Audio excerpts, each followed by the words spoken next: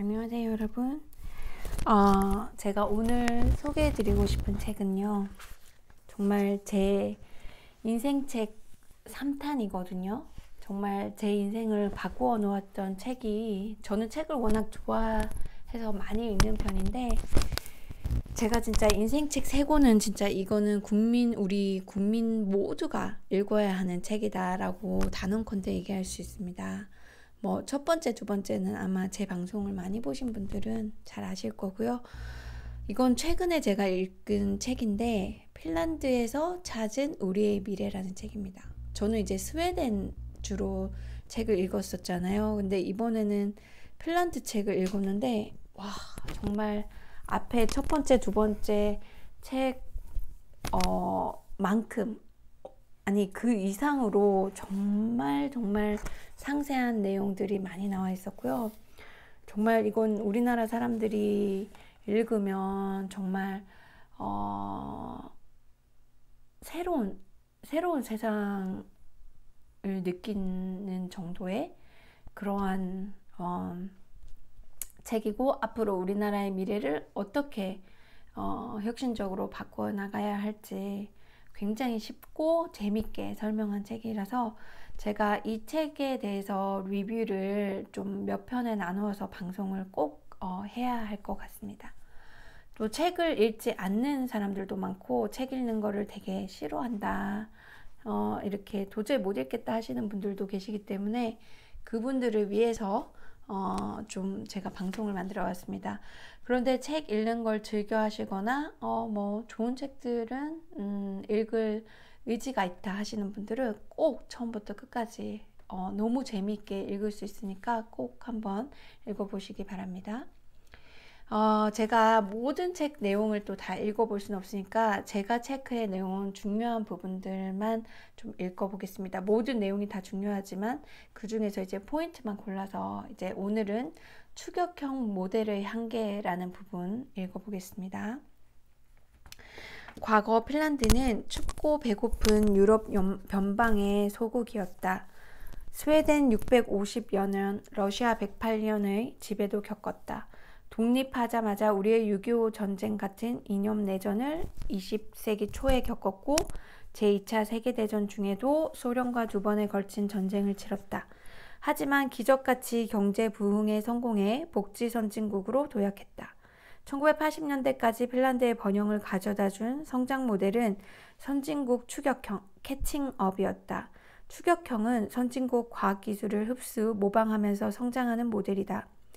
미국과 영국 등 다른 선진국들을 따라잡으면서 핀란드는 성장을 거듭했다.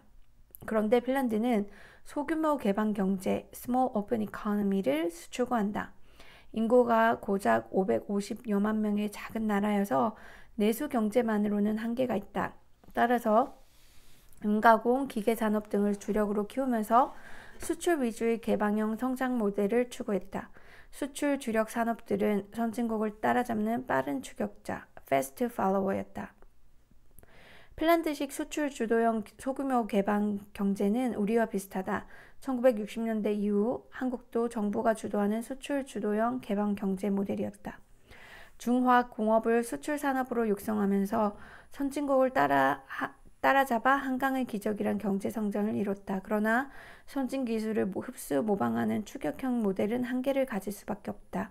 선진국을 따라갈 수는 있지만 추월은 어렵다. 수출 주도형 소규모 경제 구조는 해외, 특히 인접한 나라들의 경기 영향도 많이 받는다. 핀란드 또한 주변 유럽 국가들과 소련의 경기 변동에 영향을 받아왔다. 핀란드는 제2차 세계대전 이후 1980년대까지 서유럽과 소련 사이에서 구상무역, compensation trade를 하면서 경제성장을 이루었다. 소련의 원재재를 임가공하여 서유럽에 팔고 서유럽의 최신 제품을 소련에 중개하면서 많은 수익을 남겼다. 그런데 독일 통일에 이어 소련이 붕괴되면서 핀란드가 누려왔던 수익 구조에도 변화가 생겼다. 소련의 몰락은 핀란드 경제의 직격탄이 되었다. 거기에 세계적으로 신자유주의 물결이 일면서 금융계에도 경랑이 닥쳤다. 핀란드도 유럽의 다른 나라와 마찬가지로 금융 자유화 정책을 도입했는데 이는 외형적 확장으로 이어졌고 부동산 거품이 터지면서 위기가 겹쳤다. 1991년의 경제 성장률은 마이너스 6.0%, 실업률은 1994년에 16.6%까지 치솟았다. 위기 극복을 위해서는 커다란 변화가 필요했다. 이때 핀란드 국민이 선택한 것이 국가혁신 시스템 (NIS였다). 국가혁신 시스템이란 개념은 1980년대 후반 영국의 경제학자인 프리만이 처음 사용했다. 이전의 경제정책이 노동, 자본 투입의 효율성과 공급 수요 그리고 통화 정책에 중점을 두었다면 국가혁신 시스템은 기술 혁신과 과학 정책을 우선시하는 지식 경제를 추구한다. 이 용어는 프리만이 일본의 경제 발전을 분석하면서 일본 전체의 혁신이 이루어졌다는 뜻으로 처음 사용했으나 일본의 경우는 정부 주도로 혁신을 했다기보다 산업계가 먼저 시작했다. 정부가 혁신을 기획 주도한 나라는 핀란드가 최초라고 평가되고 있다. 핀란드는 1990년 초반에 심각한 경기 불안과 실업률 급증으로 위기를 맞자 이대로 있다간 공멸할 것이라는 전 국민적 공감대가 형성되었다. 이에 정부는 국가 차원의 혁신을 시작했다. 국가 미래 비전과 목표, 중장기 전략을 세우고 정책과 제도를 바꾸었다. 국민 모두 혁신 대열에 참여해 토론을 거치면서 한 사람도 빠지지 않고 잠재 역량까지 끌어당기는 방안을 찾아 나섰다. 먼저 교육개혁부터 시작했다. 교육 분야 혁신은 처음이 아니었다. 이미 1968년부터 학제개혁 등 18년 동안 진행되어 1986년에 끝났지만 다시 교육 분야부터 착수했다. 위기를 극복하고 추격형 모델에서 벗어나기 위해서는 창의력이 뛰어난 인재 육성이 가장 시급하다는 공감대를 형성, 교육 분야부터 다시 개혁했던 것이다. 혁신의 대상은 국민 모두였다. 단 한 명도 낙오하지 않고 창의력이 뛰어난 엘리트로 키우기 위한 혁신이 시작되었다. 교육 현장에서의 협동과 팀워크를 더욱 강화했다. 초, 중 등 교육과 대학을 혁신형으로 바꾸고 300여 개 직업 관련 교관과 전문대를 29개의 4년제 폴리텍 대학 폴리테크닉스로 통폐합했다. 폴리텍 대학에는 산업계 엔지니어들의 교수 겸직을 가능하게 해 현장 교육과 산학연 교류를 더 활발하게 했다. 가사노동에 묶여있는 여성 참여를 의무화한 여성 쿼터 제도 도입했다. 공공부문, 금융계, 산업계 등 사회 전체에 혁신 프로그램을 도입했다. 중앙정부에서 지원을 아끼지 않았으나 자율성은 철저히 보장했다. 중앙정부가 큰 그림을 그려 목표를 제안하면 지역자치단체와 산학연이 중심이 되어 자신들에 맞는 혁신을 디자인하고 실행할 수 있게 했다. 핀란드 혁신의 세 가지 특징.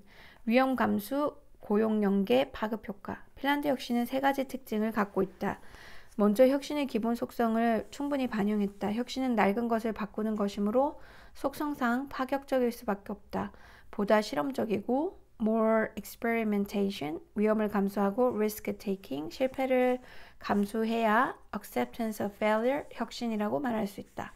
위험과 실패를 감수하는 실험 정신을 가져야 진짜 참신한 아이디어가 나오고 혁신이 이루어진다. 혁신은 새가 알 껍데기를 깨고 나오는 과정이다.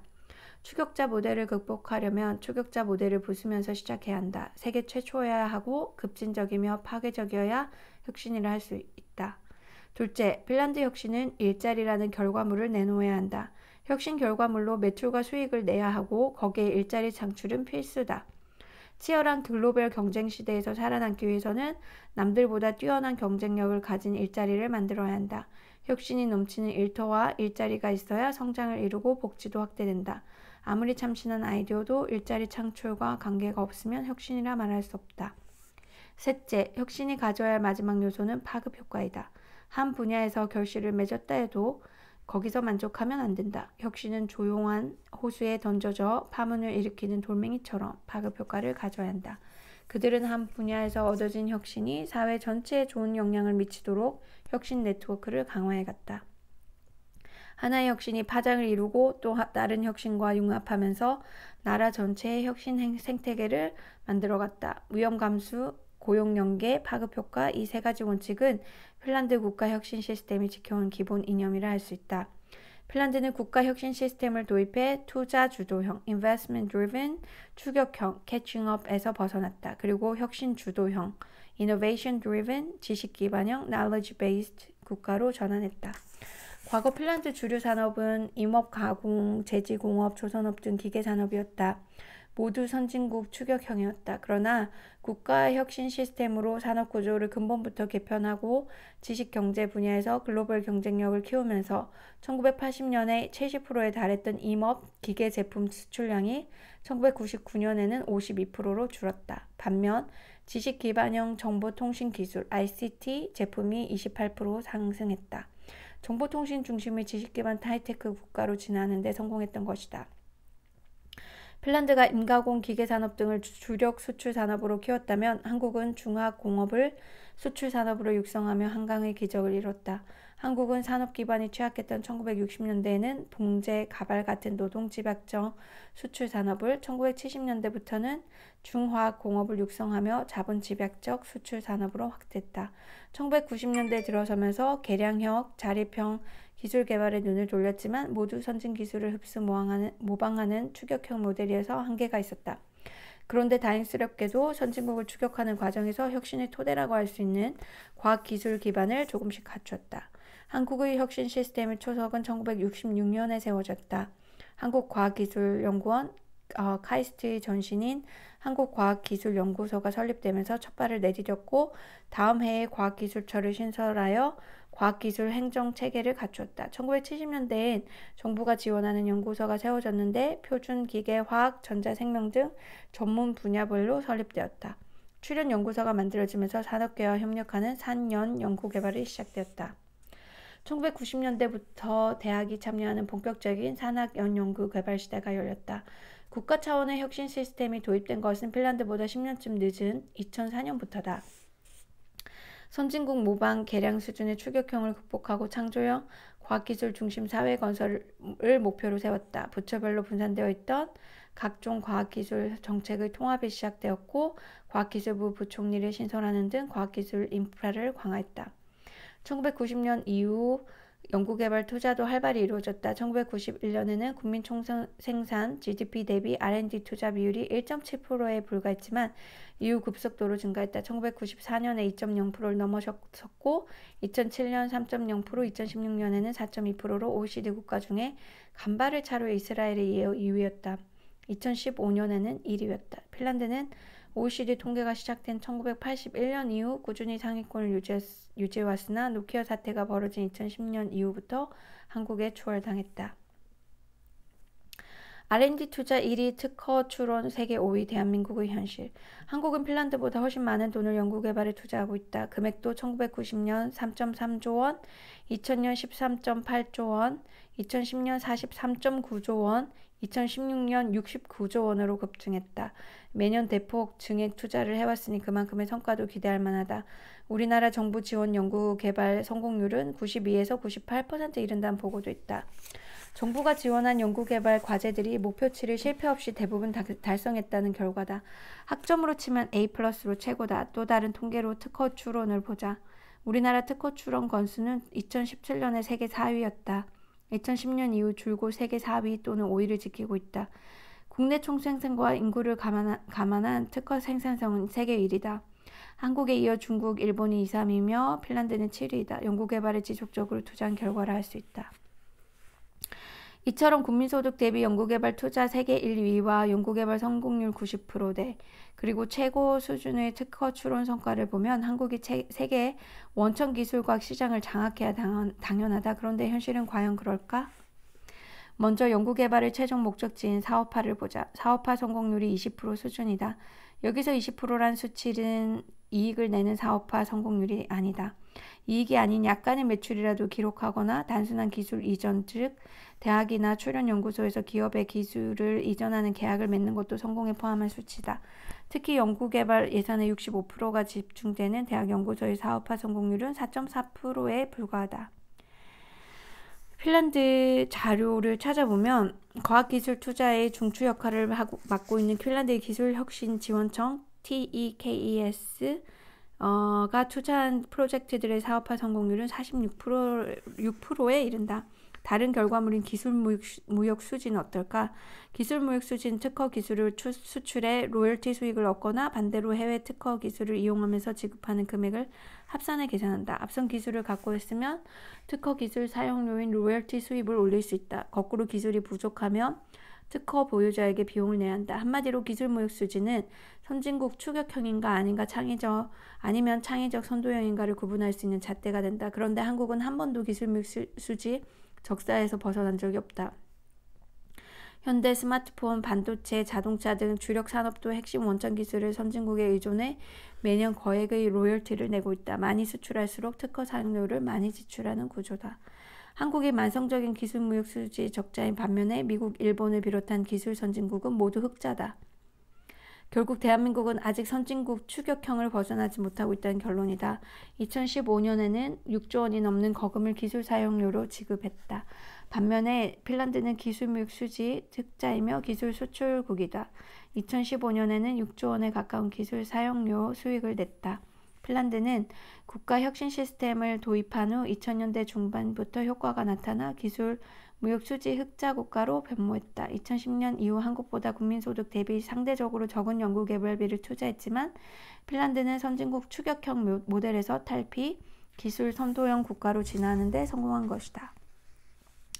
국민 총소득, GNI 대비 연구개발 투자 비율 세계 1위, 특허 생산선 세계 1위, 정부 지원 연구개발 성공률 92에서 98%인 대한민국이 왜 아직 기술무역 수지 적자이고 선진국 추격형을 벗어나지 못할까? 국가 혁신 시스템을 핀란드에 비해 10년 정도 늦게 시작했어도 물량 면에서는 월등하게 많은 투자가 이루어졌고 기술 선도형 지식 경제 국가로 도약하기도 했지만 아직 우리는 선진국 추격형에서 벗어나지 못하고 있다. 여러 가지 원인을 생각할 수 있으나 먼저 우리에게는 핀란드 혁신의 세 가지 원칙 가운데 첫 번째인 위험을 감수하는 도전의식이 부족했다. 98%의 성공률은 연구를 잘해서가 아니라 위험을 감수해야 하는 도전적인 혁신 과제들은 처음부터 기피했기 때문이다. 연구 목표를 세울 때 쉽게 달성할 수 있는 낮은 목표치를 세우고 연구비를 따내는 관행이 수십 년째 이어져 왔다. 예산을 집행하는 정부 부처는 이런 관행을 방기 또는 조장했다. 정부 부처에서 집행하는 연구 사업의 실패율이 높아지면 국회에서 이듬해 예산을 따내기 힘들어진다. 따라서 성공률을 높이기 위해 기획 단계부터 달성이 손쉬운 낮은 목표치를 세우고 연구팀 선정 및 심사 과정에서도 도전적 과제들이 배제되는 것이 당연하게 여겨졌다. 위험을 감수한 혁신적 과제들은 높은 점수를 받기는커녕 오히려 불리했다. 정부도 이런 심각성을 인식, 국가과학심의의 국가연구개발 성과평가 개선 종합대책 2013년에 등 위험을 감수한 도전적인 혁신 과제 도출을 위한 대책들을 연이어 발표하고 있으나 아직까지 가시적인 효과는 보이지 않고 있다. 다음 시간에는 핀란드와 한국의 어떤 차이가 추격형과 선도형이란 결과를 만들었을까에 대해서 살펴보겠습니다. 정말 여러분 이 내용을 자세히 읽어보니까 정말 놀라운 내용들이 많죠. 그래서 우리가 배워야 할 점이 너무너무 많습니다. 그래서 이 책을 꼭 읽어보시고요. 책을 읽지 않는 분들은 저 채널을 구독해서 다음 계속해서 또 포인트를 제가 집어드리겠습니다. 그럼 오늘 좋은 하루 보내세요.